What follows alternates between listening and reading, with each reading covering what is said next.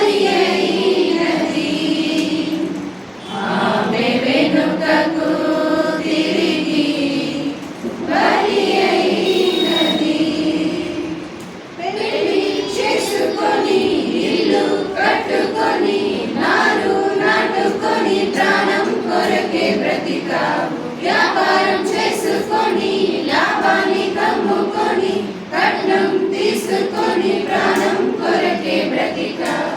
నీ ప్రాణం నీకు కాదు అని, నీ ప్రాణం తన కోసమని, తన నిమిత్తం నీ ప్రాణమని ఇవ్వాలి సువార్తకని తన ప్రాణం దక్కించుకున్నాననుకున్నది.